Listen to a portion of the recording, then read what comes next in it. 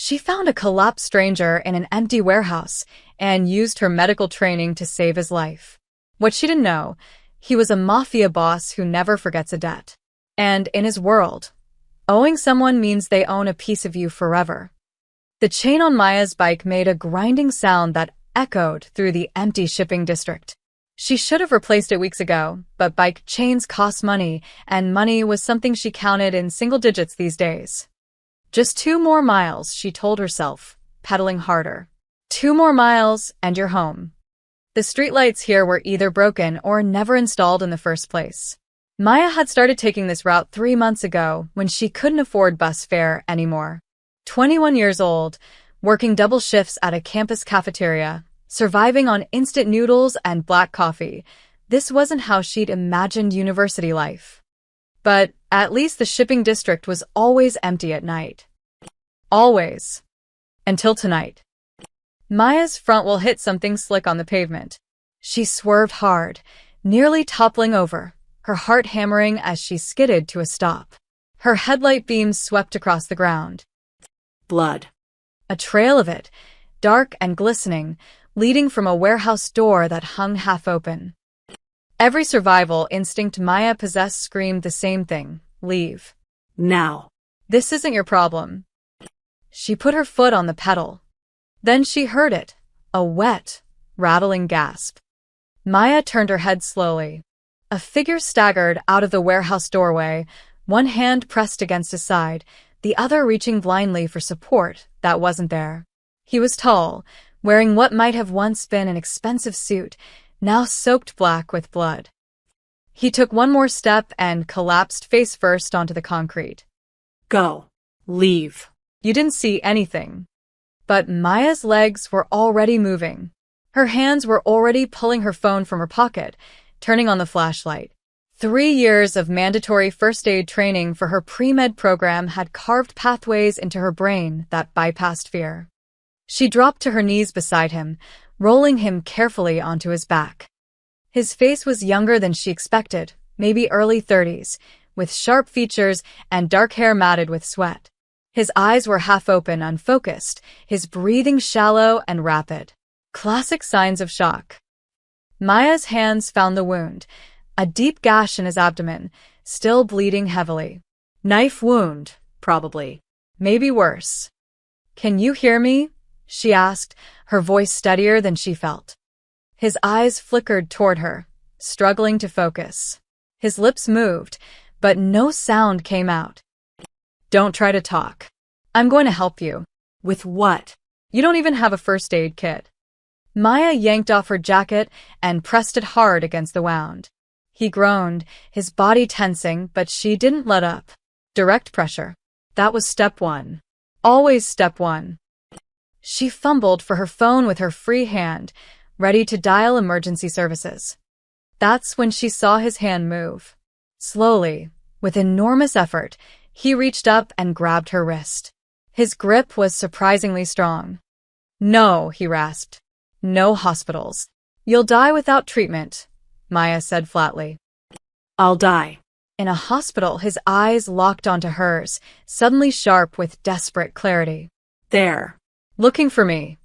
Maya's stomach dropped. They. Not he or she. They. This man wasn't just hurt. He was running from something. Or someone.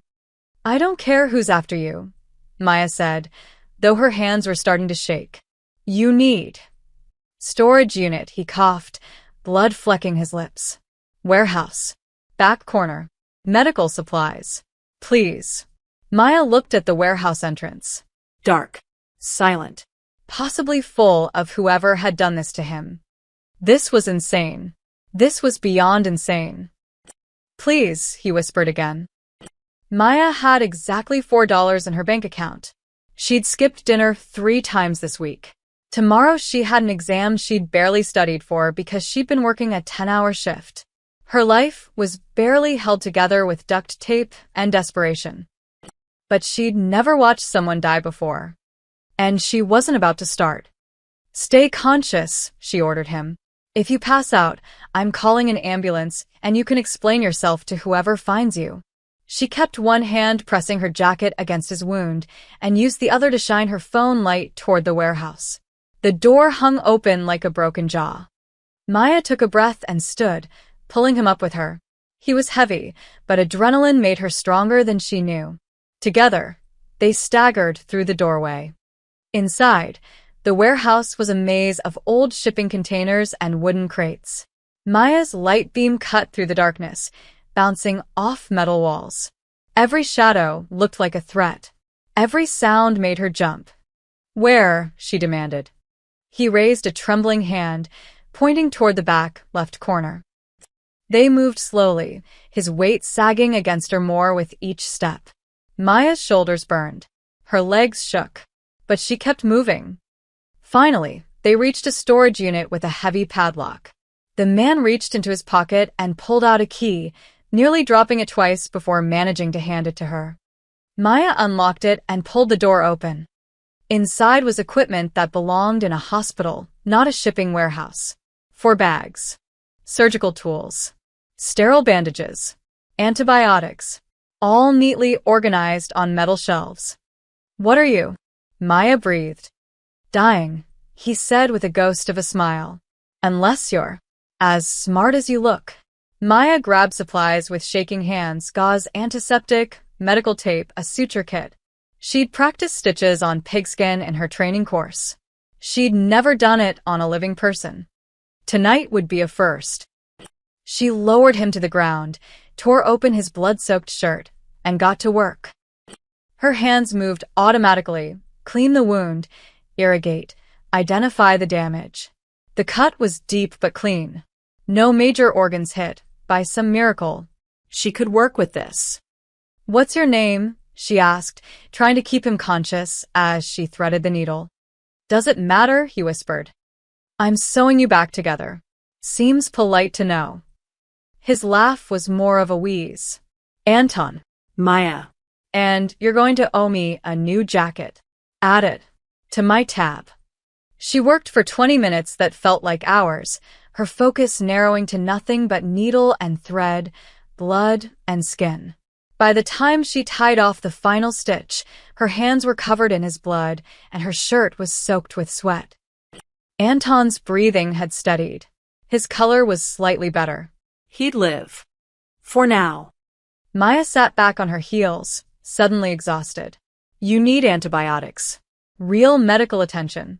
This is just enough." Anton's eyes opened fully, clear now, studying her face with an intensity that made her uncomfortable. "You saved my life. Don't thank me yet. Infection could still kill you in 3 days. Then I'll thank you in 4. He reached into his jacket pocket, wincing, and pulled out a thick wallet. "How much do I owe you?" Maya stood abruptly, backing away. "Nothing. I don't want your money. Everyone wants money. I want to go home and forget this ever happened." She turned toward the door, her bike waiting outside, her normal life just 2 miles away. "Maya," Anton called after her, his voice stronger now. "I don't forget debts. I'll find you." She looked back at him one last time, this bleeding stranger with dangerous eyes and secrets she didn't want to know. "Don't," she said quietly. Then she walked out of the warehouse, got on her bike, and pedaled into the darkness, leaving Anton and his blood and his promises behind. But as she rode, she couldn't shake the feeling that she'd just made a choice that would haunt her. She just didn't know how much. Maya had convinced herself it was just a bad dream. 3 days had passed. 3 days of normal classes, work shifts, instant ramen dinners. 3 days of jumping at shadows and checking over her shoulder. But nothing happened. No mysterious strangers. No police knocking on her door. No Anton. Maybe he'd forgotten. Maybe he died from infection after all. Maybe she was finally safe. She was sitting on a bench outside the university library, her sociology textbook open but unread, when she noticed them. 2 men in black suits, standing by a sleek black car across the street. Not campus security. Not professors. They stood too still, watched too carefully.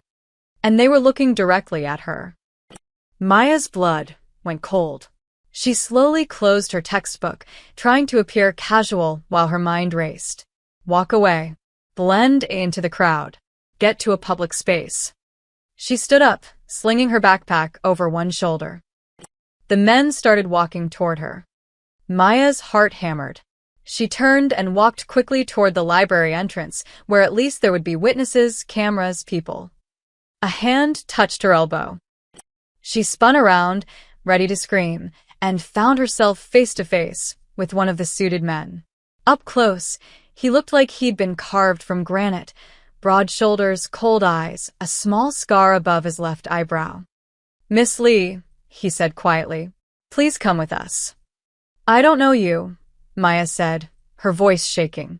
"Get away from me or I'll—" "Mr. Volkov would like to thank you properly." The man's expression didn't change. "For saving his life." The second man had moved to her other side, boxing her in. Students walked past, oblivious, earbuds in, lost in their own worlds. No one noticed Maya being cornered in broad daylight. "I don't want thanks," Maya said. "Tell him we're even. Tell him to leave me alone." "I'm afraid that's not how this works," the first man gestured toward the car. "This will only take an hour. You have my word no harm will come to you. The word of a criminal." That's reassuring. But Maya looked at their faces, flat, professional, utterly committed, and realized she didn't actually have a choice. These men would put her in that car one way or another.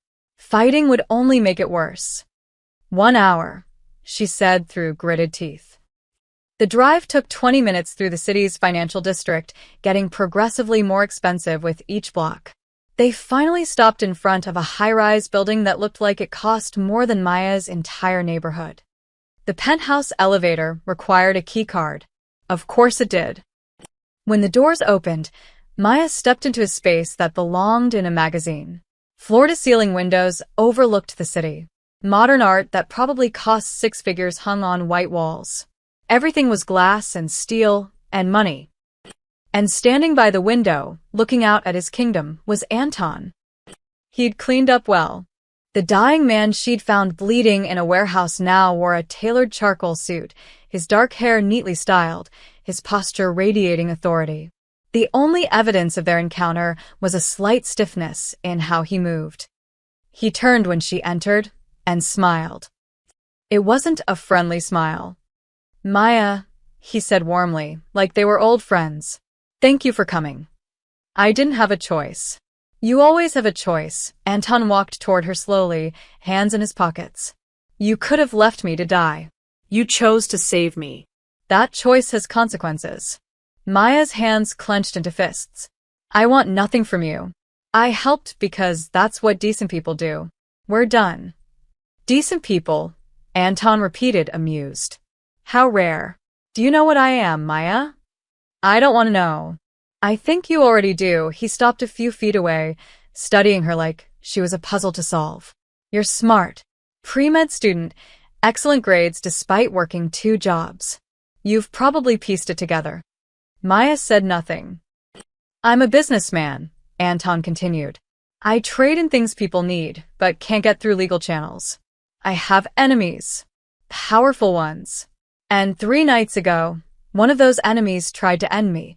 He touched his side absently. "They failed, thanks to you. So we're even. Your life for my help." Done. "In my world, life debts don't work that way." Anton's smile faded. "You saved me. That means I owe you. And I always pay my debts." He pulled something from his jacket, a cream-colored envelope, heavy and expensive. "Inside is $50,000, he said calmly. "Enough to pay your tuition, your rent, your loans. Enough to let you focus on your studies instead of serving coffee to people who don't see you." Maya stared at the envelope like it might explode. "I can't take that." "Why not?" "Because money like that comes with strings. With expectations. She shook her head. "I don't want to be part of whatever world you live in." Anton's expression softened slightly, almost respectful. "You're wiser than I expected." He set the envelope on a nearby glass table. "But wisdom won't protect you from what's coming." "What's that supposed to mean?" "It means," Anton said quietly, that the moment you pulled me out of that warehouse, you became visible. My enemies saw someone help me. They'll want to know who. They'll want to know what you mean to me, he paused. And they'll want to use you. Fear spiked through Maya's chest. That's not my problem. I didn't ask for any of this. No. But it's your reality now. Anton walked back to the window, his silhouette dark against the bright city. I'm giving you a gift, Maya. Protection. Resources. A chance at the life you've been working so hard for. And if I refuse? He turned back, and his eyes held something that might have been pity. Then you'll face what comes alone. And trust me, you don't want that. The suited man who'd brought her appeared at her elbow. We'll take you back now, Miss Lee. Maya looked at the envelope on the table, then at Anton, then at the door. She walked out without the money. But as the elevator descended, taking her back to ground level, back to her normal life, she couldn't shake his words. You became visible. And something told her that invisibility was something she'd never get back. The eviction notice was gone. Maya stood in her apartment hallway, staring at her door where the bright orange paper had been taped for 2 weeks. She'd been 3 months behind on rent, and her landlord had made it clear, pay by Friday or get out. It was Tuesday. She had $73 to her name. The notice was gone. With trembling hands, she unlocked her door and found an envelope on her kitchen counter. Inside was a receipt marked, paid in full, and a note in elegant handwriting. You wouldn't accept my help directly. So, I helped anyway. A.V. Maya's stomach twisted. She grabbed her phone and dialed her landlord. Mr. Chen? About my rent. All settled, Miss Lee, he said cheerfully. Paid through the end of the year. Very generous of your uncle. My uncle? The gentleman who came by yesterday. Nice man. Very persuasive. Maya hung up and sank into her threadbare couch, her hands shaking. This was wrong. This was all wrong. Her phone buzzed. A text from an unknown number. You're welcome. She typed back furiously. Stop. I don't want your help. The response came immediately. Too late. The next morning, Maya noticed the car. A black sedan, parked across from the campus coffee shop where she worked. Different car, same feeling, being watched. When she left for her evening shift at the library, it followed at a distance. Her coworker, Jessie, noticed her staring out the window. You okay? Fine, Maya lied. Just tired. But she wasn't fine. The walls were closing in, and she didn't know how to stop it. 2 days later, the loan shark disappeared. Derek Sang had been harassing Maya for 3 months, demanding payment on a high-interest loan she'd taken out to cover an emergency medical bill for her grandmother. He'd shown up at her work, her apartment, even waited outside her classes. His threats had gotten progressively darker. Then, suddenly, he was just gone. No calls. No visits. Nothing. Maya told herself to be relieved. Instead, she felt sick. When a campus police officer came to her sociology class and asked to speak with her privately, she knew. Miss Lee, I'm Officer Rodriguez. We're investigating the disappearance of Derek Sang. Records show he was pursuing debt collection from you. When did you last see him? Maya's mouth went dry. Last week. Monday, I think. And you haven't heard from him since? No. Officer Rodriguez studied her face. If you know anything about where he might be, now's the time to tell me. Derek Sang wasn't a good guy, but he's still missing. His wife is worried. He has a wife, a family, and now he's gone because of me. I don't know anything, Maya whispered. The officer handed her a card. If that changes, call me. After she left, Maya sat in the empty classroom, her hands shaking. She pulled out her phone and typed, "What did you do to Derek Sang?" Anton's response was immediate. Removed an obstacle. You're welcome. He had a family. He was threatening you. Now he won't. That's how protection works. Maya wanted to throw her phone across the room. Instead, she typed, I never asked you to hurt anyone. You asked me to leave you alone. I can't do that. Not when you're in danger. I'm not in danger. You're making things worse. The typing indicator appeared, disappeared, then appeared again.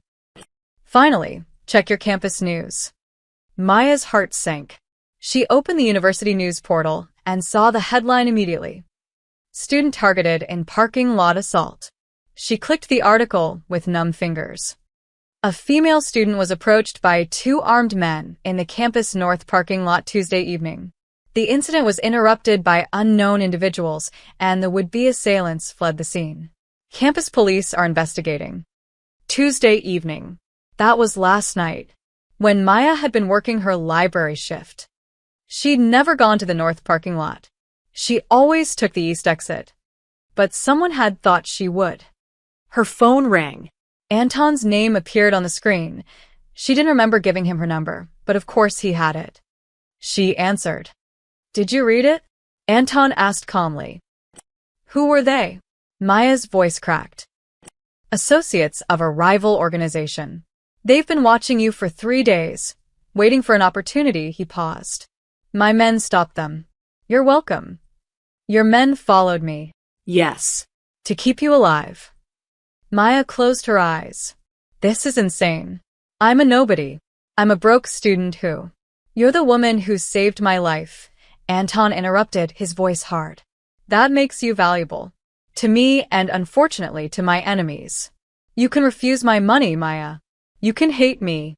But you can't refuse reality. What do you want from me? She asked desperately. Nothing. Everything. I haven't decided yet, she heard him exhale. Meet me tomorrow. Noon. I'll send a car. And if I refuse, then I'll keep protecting you from the shadows, and you'll keep pretending you're still living a normal life. But we both know that life ended the moment you stopped to help a dying stranger. He hung up. Maya sat alone in the empty classroom, surrounded by the ghosts of her old life, the life where she was invisible, poor, struggling, but safe. That life was gone. And in its place was something darker, more dangerous, and infinitely more complicated. She looked at the officer's card in her hand, then at her phone showing Anton's last message. 2 sides of the same nightmare. And she was caught directly in the middle. Outside her window, she could see a black car parked in the distance, its engine running, its purpose clear. Protection or prison? Maya no longer knew the difference. The estate was an hour outside the city, hidden behind iron gates and tall stone walls. Maya sat in the back of the black town car, watching civilization fade into rolling hills and private property. No more traffic. No more witnesses. Just trees and silence, and the growing certainty that she was making a terrible mistake. The driver, a different man from before, equally silent, pulled up to a mansion that looked like it belonged in a European postcard. 3 stories of old stone, modern wings added seamlessly to the original structure, and gardens that probably required a full-time staff. Miss Lee, a woman in her 50s, wearing a crisp gray suit, met her at the door. I'm Margaret. Mr. Volkov is expecting you in the East Wing. Maya followed her through marble hallways lined with art that belonged in museums. Everything screamed money and power and a world she'd never be part of. They passed a room where 3 men in expensive suits spoke rapid Russian. Another where a woman was talking on a phone in what sounded like Mandarin. This wasn't just a house. It was a headquarters. Margaret opened a set of double doors to reveal a library with floor-to-ceiling bookshelves. Anton stood by a window overlooking a private lake, holding a glass of something amber. Thank you, Margaret, he dismissed her with a nod, then turned to Maya. You came. Did I have a choice? Always. Anton gestured to a leather chair. Sit. Please. Maya remained standing. Why am I here? Because you need to understand what you're dealing with. Anton set down his glass. Walk with me. He led her back through the house, down a hallway she hadn't noticed before, to a door that required both a keycard and a fingerprint scanner. It opened to reveal a staircase descending underground. Maya's pulse quickened. Where are we going? Somewhere honest. The basement was a bunker, Reinforced concrete walls, security monitors showing every angle of the property, and a table covered in maps and documents. 2 armed guards stood at attention, nodding respectfully as Anton entered. "This is where I run my real business," Anton said calmly. "Everything upstairs is theater. This is truth." He pulled up a map on a digital screen, the city, marked with dozens of colored pins. "Red pins are my operations. Blue are the Kozlov family, my main rivals. Yellow are independents who haven't chosen sides." He zoomed in on the university district. This yellow pin was Derek Sang. He wasn't just a loan shark, Maya. He was Kozlov's plant, assigned to gather information on students with financial vulnerabilities. "You were a target before you ever met me." Maya's blood went cold. "What?" "The Kozlovs recruit through debt. They find desperate people, offer solutions, then own them." Anton pulled up a file with her name on it. "You were flagged 3 months ago. Derek was building your profile, waiting for the right moment to make his move." "You're lying." "I wish I was." Anton handed her a printed document, a dossier with her photo, her class schedule, her work shifts, her grandmother's medical history. Everything. Maya's hands shook as she read. "How did you get this?" "From Derek's apartment." After we convinced him to talk, Anton's expression was unreadable. "He's alive, by the way. Relocated to another state with a new identity and a strong suggestion to never return. His family thinks he abandoned them. It's kinder than the truth." "Which is?" "That he was a predator, and you were prey." Anton touched her shoulder gently, but she flinched away. "I didn't make you a target, Maya. You already were one. I just changed which side you're on. I don't want to be on any side." "Then you'll die." Anton's voice went hard. "The Kozlovs know you saved me. They know I've been protecting you. In their eyes, you're already mine. Refusing my help won't make you neutral. It'll just make you an easy target." Maya wanted to run, to scream, to wake up from this nightmare. Instead, she asked the only question that mattered. "What do you want from me?" Anton studied her for a long moment. "I want you to accept a position. My personal assistant. I don't know anything about." "It's symbolic," he interrupted. "You'd attend certain meetings, be seen at my side, live in a secure apartment. You'd be publicly under my protection, which makes you untouchable." He paused. "You'd also continue your education. I'll cover tuition, expenses, everything." "In exchange for what?" "Your presence. Your legitimacy." Anton's smile was thin. "You saved my life out of pure goodness. That makes you valuable in ways you don't understand. In my world, everyone has an angle. Everyone wants something. But you?" He shook his head. "You just wanted to help. That kind of authenticity is rare. It makes people trust you. And through you, trust me. So, I'm a prop. You're a shield. A symbol. A reminder that I'm capable of mercy." He moved closer. "Take the deal, Maya. Let me protect you properly. Or go back to your apartment, your campus, your normal life, and see how long you last when the Kozlovs come for you. That's not a choice. That's a threat. That's reality." Anton handed her a phone, new, expensive. "You have until tomorrow night. Call me with your answer. Or don't, and I'll assume you've chosen to face this alone." Margaret appeared at the door. "We should go, Miss Lee. Traffic will be heavy." The drive back felt surreal. Maya clutched the phone in her lap.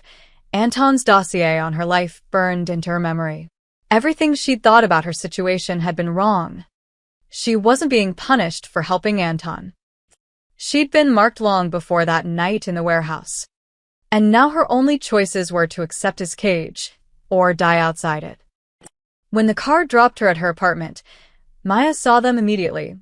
2 men in a parked car across the street. Not Anton's people. Different faces. Different energy. Watching. Waiting. The Kozlovs. Maya walked inside, locked every deadbolt, and sat on her couch in the dark.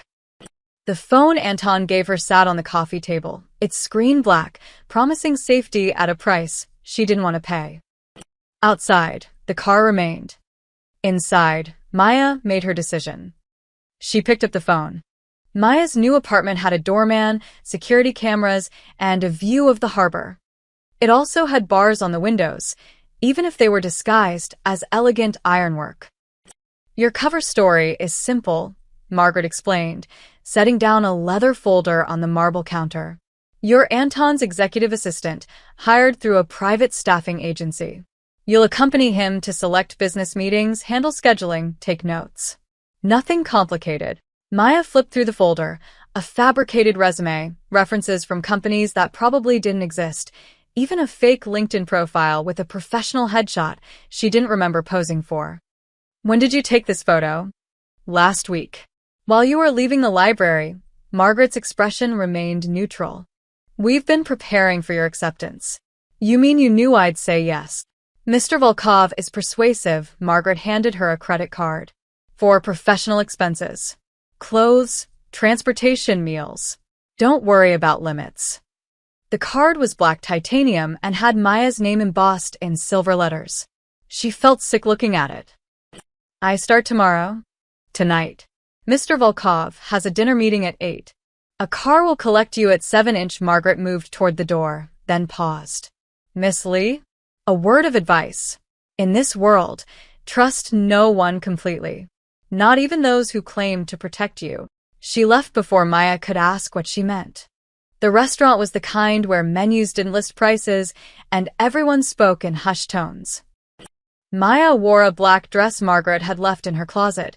Simple, elegant, expensive. She felt like a fraud. Anton sat across from her, perfectly at ease, discussing shipping logistics with two men in Italian suits. Maya's role was clear. Be present, be quiet, look professional.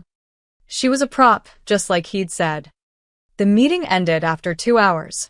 As they walked to the car, Anton spoke quietly. You did well. I didn't do anything. Exactly. You looked natural. Comfortable. Like you belong. He smiled slightly. That's harder than it sounds. The car pulled away, but instead of heading to her apartment, it turned toward the waterfront. Where are we going? Maya asked. Nowhere suspicious. Just a late-night errand. Anton was typing on his phone, his expression distracted. You should get used to irregular hours. They stopped at a warehouse, different from the one where she'd saved him, but similar. Empty. Isolated. Wrong. Maya's instinct screamed. Anton. Stay in the car, he said firmly, then exited with 2 of his men. Through the tinted window, Maya watched them enter the warehouse. 5 minutes passed. 10. She pulled out her phone, hands shaking, unsure who she'd even call. Then she saw the man. He stumbled out of a side door, blood streaming from his nose, dragged between 2 of Anton's guards. They threw him into a black van and drove away. Anton emerged a moment later, adjusting his cuffs, and got back in the car like nothing had happened. What was that? Maya demanded. Business. That man was hurt. That man stole from me. Now he's learned not to. Anton's voice was ice. This is my world, Maya. You wanted to understand it? This is what protection costs. Maya pressed herself against the car door, her stomach churning. This was the truth Margaret had warned her about. Anton wasn't just powerful, he was dangerous. And she was trapped in his car.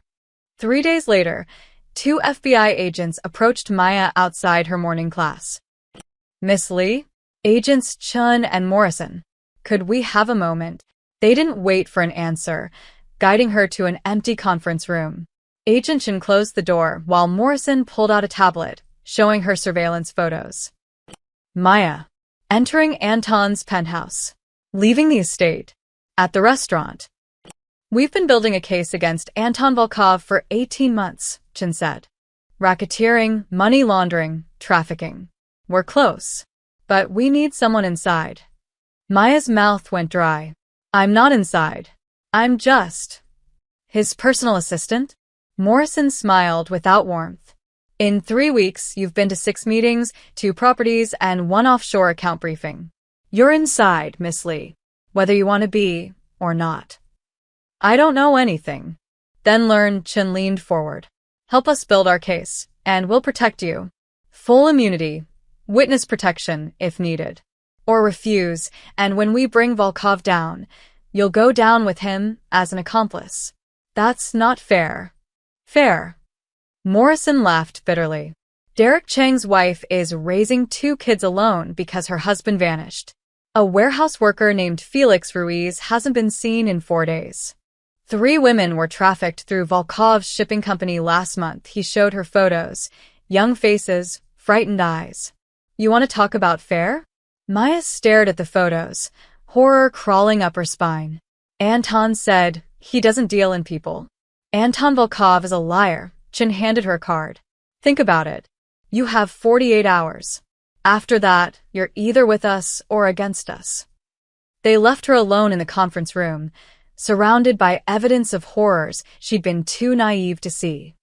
That night, Maya stood in her expensive apartment, looking at 2 cards on the counter. Agent Chen's FBI contact information. Anton's private number. One represented justice, the other survival. But which was which? Her phone buzzed, a text from Anton. Dinner meeting tomorrow. Wear blue. Important guests. Then another text from an unknown number. We're watching. Make the right choice. Maya deleted both messages and poured herself a glass of water with shaking hands. She'd thought the trap had closed when she accepted Anton's protection. She'd been wrong. The trap was just beginning to tighten. And this time, there might be no way out. Maya wore the wire under her blue dress. Agent Chen had given her explicit instructions. Get Anton talking about shipments, money transfers, anything concrete. The wire was undetectable, they promised. She'd be safe. Maya didn't feel safe. You're quiet tonight, Anton observed as they drove toward the docks. Nervous about the inspection?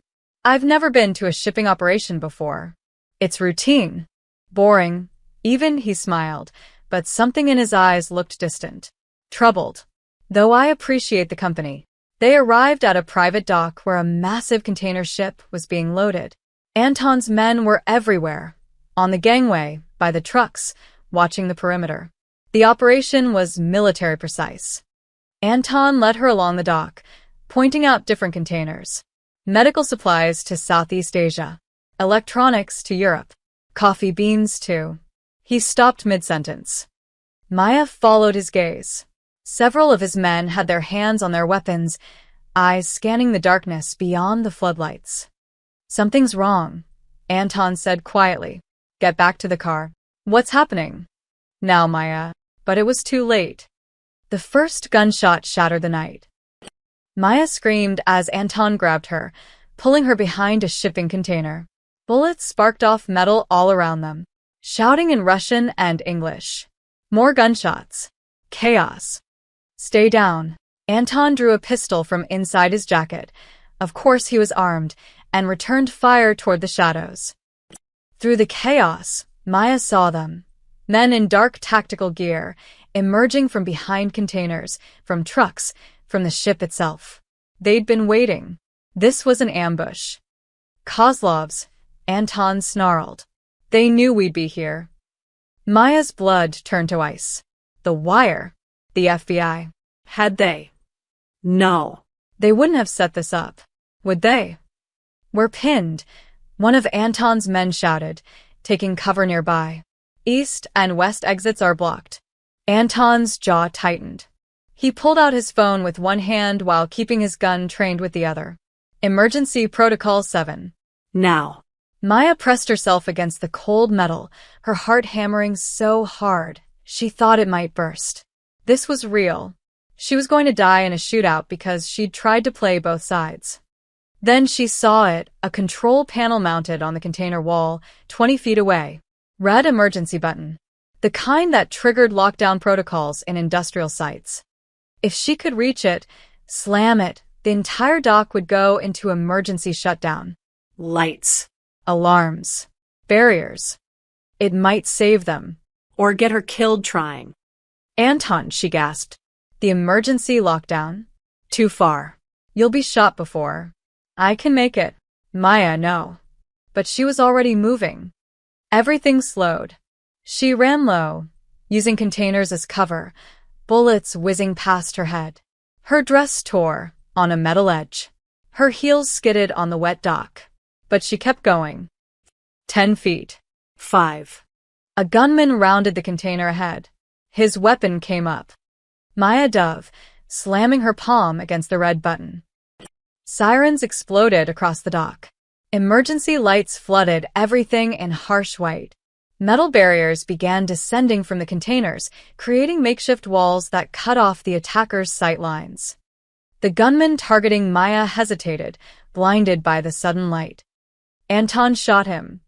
The man went down, and Anton was suddenly there, grabbing Maya, pulling her back toward cover as his reinforcements poured in, more men, more guns, overwhelming the ambush with sheer force. The firefight lasted another 3 minutes, that felt like hours. Then suddenly it was over.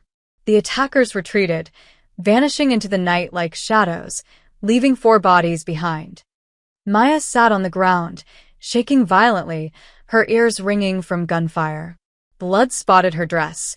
She wasn't sure if it was hers. Anton knelt beside her, checking her for injuries with professional efficiency. "Are you hit?" I don't know." "Look at me." His hands framed her face, forcing her to focus. "Are you "Hit?" No." "I don't think so." He pulled her into his chest, and Maya realized his hands were shaking too. That was the stupidest, bravest thing I've ever seen. His men gathered around, staring at her with something new in their eyes. Respect. The girl who'd saved the boss twice now. "How did they know?" Anton asked, pulling away. This location was confirmed 2 hours ago. Only 6 people knew. His eyes scanned his men, cold calculation replacing concern. Someone had leaked the location. Someone close. Maya's stomach dropped. The FBI had known she'd be here. They'd put the wire on her, sent her into. Wait. They couldn't have known about the ambush. Unless they'd shared information with the Kozlovs. Unless they'd hoped the Kozlovs would do their job for them and eliminate Anton entirely. And Maya would just be collateral damage. "Check everyone," Anton ordered his men. "Phones, wires, trackers." Someone talked. Maya's blood turned to ice. The wire. They'd find the wire. Anton's lieutenant approached her. "Miss Lee, I need to check you for." "She's fine," Anton interrupted, his voice hard. Maya triggered the lockdown. "She saved us." Again, he looked at her. Something unreadable in his expression. "Seems I owe you another debt." The lieutenant backed off, but Maya saw the suspicion in several faces. They didn't fully trust her. "Smart."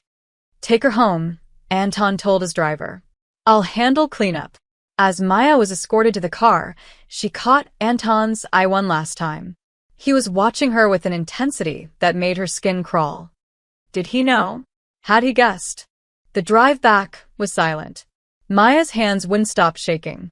When she finally reached her apartment, she tore off the dress, found the wire, and crushed it under her heel. Then she called Agent Chen.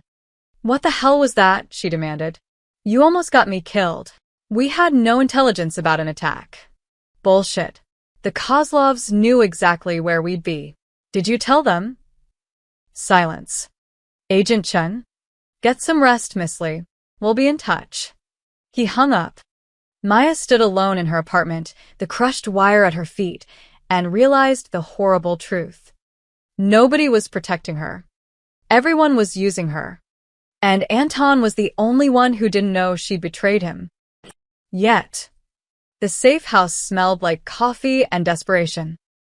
Agent Chen sat across from Maya, dark circles under his eyes. Agent Morrison leaned against the wall, arms crossed, radiating judgment. "You destroyed federal equipment," Morrison said flatly. "I almost died wearing your federal equipment." Maya shot back. "The Kozlovs knew exactly where we'd be." "How?" "We're investigating." "You leaked it." Maya's voice shook with fury. "You wanted the Kozlovs to kill Anton and make it look like gang violence. I was just acceptable collateral damage."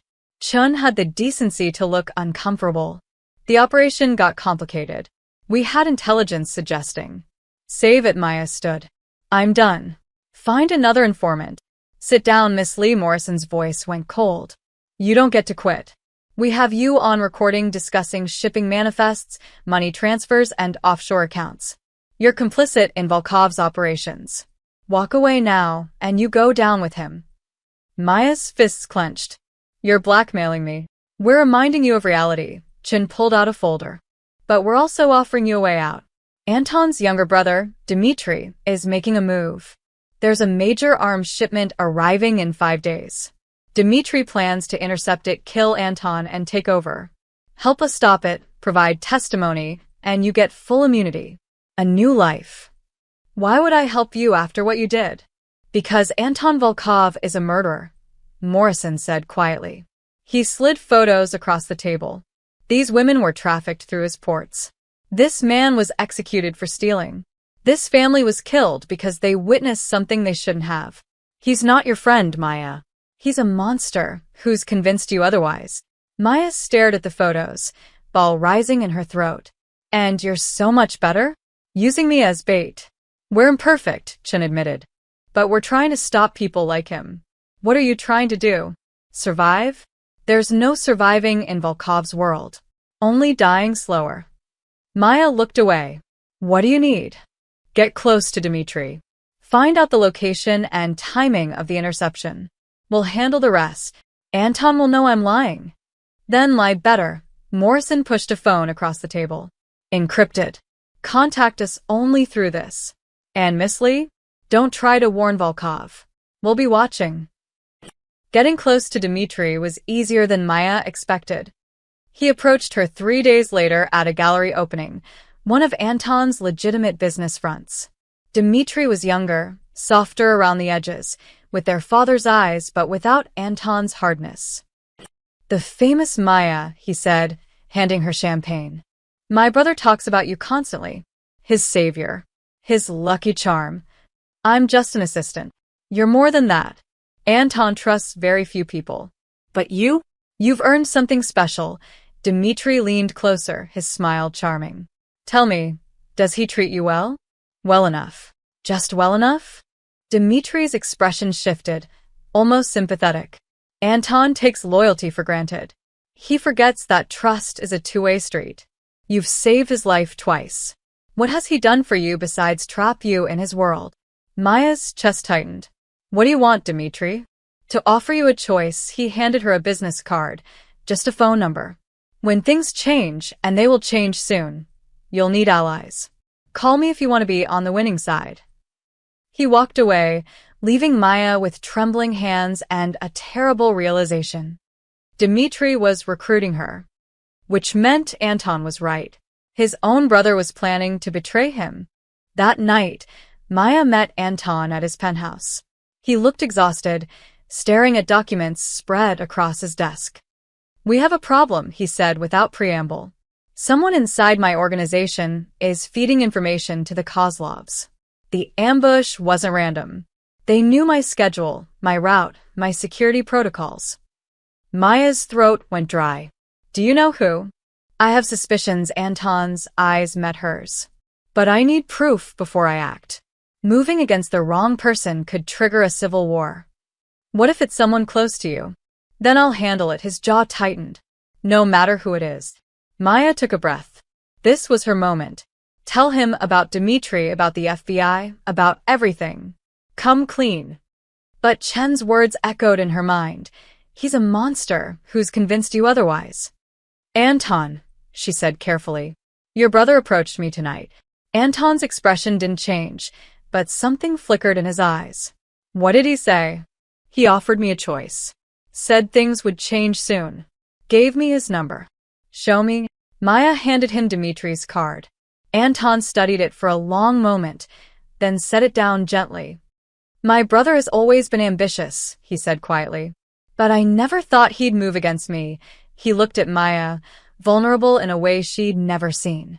Thank you for telling me. Guilt crashed over her like a wave. He trusted her. Genuinely trusted her. And she was betraying him. There's something else, Maya heard herself say. The FBI approached me. They want me to inform on you. Anton went very still. When? After the ambush. They said I'd go to prison if I didn't cooperate. And what did you tell them? Maya met his eyes. That I'd think about it. The silence stretched between them like a blade. Then Anton laughed, a short, bitter sound. At least you're honest. Most people would have lied. I'm tired of lying. Good. Because I need the truth right now. Anton stood, moving to the window. The FBI is right. Dmitri is planning something big. An arms shipment, weapons, ammunition, enough to start a small war. He's going to intercept it, kill me in the process, and take over. With me gone, the organization falls to him. How do you know? Because I would do the same thing in his position. Anton turned back. But here's what the FBI doesn't know. That shipment? It's bait. I've known about Dimitri's plans for weeks. I'm letting him think he's winning. Maya's mind raced. You're setting a trap. Yes. And I need you to help me spring it. His eyes locked onto hers. Tell the FBI everything I just told you. Give them the location, the timing, all of it. Let them set up their operation. Why would you want the FBI there? Anton smiled coldly. Because when Dmitri and the Kozlovs show up to steal my shipment and the FBI raids the location, everyone I need eliminated will be in one place. Dmitri, the Kozlovs, the corrupt agents who've been protecting them, all of them gone in one night. Maya's blood turned to ice. You're using me to set up the FBI. I'm using everyone, Maya. That's how you win. He moved closer. Play your part. Feed them information. Be their informant. But know that you're really working for me. And if I refuse, then you're choosing the FBI over me. Over your own survival, his voice softened. I know you're scared. I know you want out. But there is no out. Not anymore. The only way through this is together. Trust me one more time. Maya looked at this man, this murderer, this criminal, this person who'd somehow become the most honest thing in her life of lies. What happens after? She whispered. When it's all over. Then your debt is paid. You're free. I disappear. You live your life. Clean slate. You promise? Anton touched her cheek gently. I promise. Maya closed her eyes and made her choice. Tell me what you need me to do. The abandoned airfield was exactly where Anton said it would be. Maya sat in an FBI surveillance van 200 yards away, watching through monitors as tactical teams positioned themselves around the perimeter. Agent Chen stood beside her, checking his weapon. You did the right thing, he said. When this is over, you'll be safe. Maya didn't answer. She'd stopped believing in safety weeks ago. Through the monitors, she watched a convoy arrive. 3 black trucks, Anton's signature vehicles. He emerged from the center one, flanked by 6 men. Even from this distance, his posture radiated confidence. He was walking into a trap within a trap within a trap. And Maya had helped spring them all. Second convoy approaching from the east. Morrison's voice crackled over the radio. That's Dmitri. Dmitri's vehicles were nearly identical to Anton's. Brothers even in their choice of cars. Maya watched Dmitri step out, younger, softer, desperate to prove himself. Kozlov forces arriving from the south, another agent reported. Maya's stomach twisted. Everyone was here, just like Anton wanted. Anton and Dmitri met in the center of the airfield, 50 feet between their respective men. Through the audio feed, Maya heard their voices. Brother, Anton said calmly. I wasn't expecting you. Weren't you? Dmitri's laugh was bitter. You've always been 10 steps ahead. Tell me, did you know from the beginning? That you wanted me dead? Yes. That you'd team up with the Kozlovs to do it? That surprised me. Anton's voice held something like disappointment. You could have just asked for more responsibility. Asked. Dmitri's voice rose. I've lived in your shadow my entire life. Father gave you everything. I'm tired of asking. Then take it, Anton said quietly. If you can. Dmitri raised his hand. The Kozlov vehicles emerged from the shadows, 30 armed men flooding the airfield. Anton's 6 guards tensed but didn't run. It's over, Anton, Dmitri said. You're outnumbered 6-1. Anton smiled. Am I? That's when the FBI moved. Go, go, go. Chen shouted into his radio. Tactical teams swarmed from every direction, vehicles, helicopters, agents in full gear.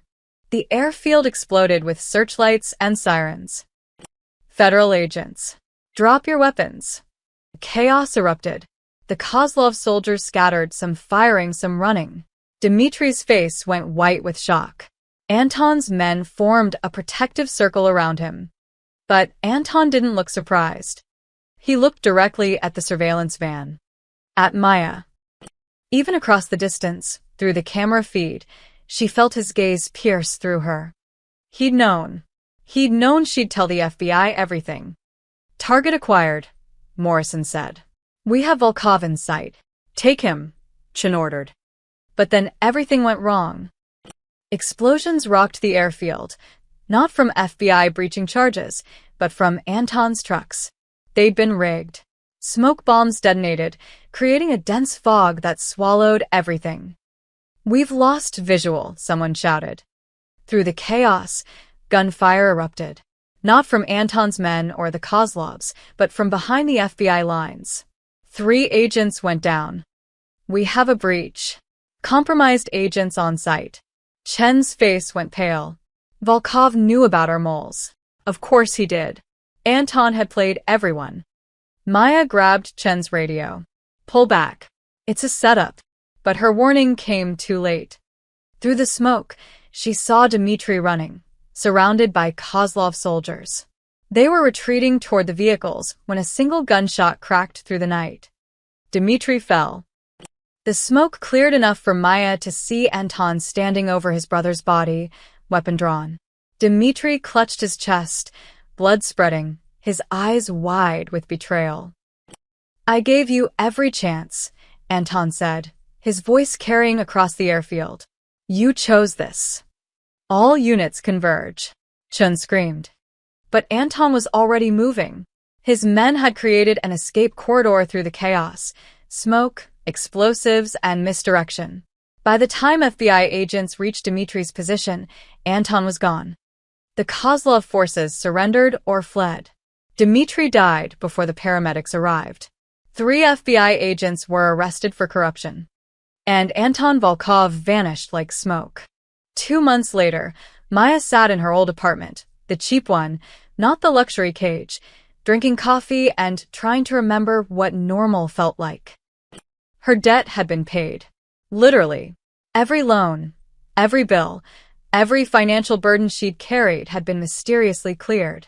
Her criminal record, including her involvement with Anton, had been erased. The FBI had given her immunity in exchange for testimony that convicted 12 Kozlov associates and 5 corrupt federal agents. She was free. But freedom felt strange. Her phone buzzed. Unknown number. Check your university account. Maya's hands shook as she logged into the student portal.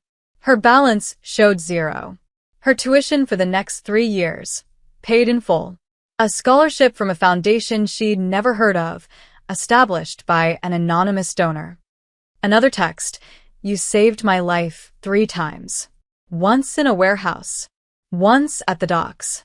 Once when you chose to trust me despite everything. Your debt is paid, Maya. Now live a life worth the price. No signature. No contact information. Just finality. Maya stood and walked to her window. Across the street, a black car sat parked under a streetlight. Same make as Anton's. Same tinted windows. As she watched, the car pulled away slowly and disappeared into the night. Was it surveillance? Protection? A reminder that she'd never truly be free of that world. Maya didn't know. What she did know was that she'd survived something that should have destroyed her. She played a game with killers and criminals and federal agents and somehow walked away. Not unchanged. Never that. But alive. She picked up her sociology textbook, the same one she'd been reading the day Anton's men had taken her. The bookmark was still on Chapter 7, The Price of Moral Compromise. Maya smiled bitterly and kept reading. Outside her window, The street remained empty. The black car didn't return. But sometimes, late at night, when Maya couldn't sleep, she'd look out and wonder if Anton was out there somewhere, living his life, paying his own debts. And sometimes she'd wonder if the debt between them would ever truly be settled. Or if they'd remain connected forever. Two people who'd saved each other and destroyed each other in the same breath. The scar on her palm from the warehouse glass had faded, but never disappeared. A permanent reminder of the night she'd chosen to help a dying stranger. The night that changed everything. Maya touched the scar gently and whispered to the empty room, "Debt paid." But she wasn't sure if she was trying to convince herself or him.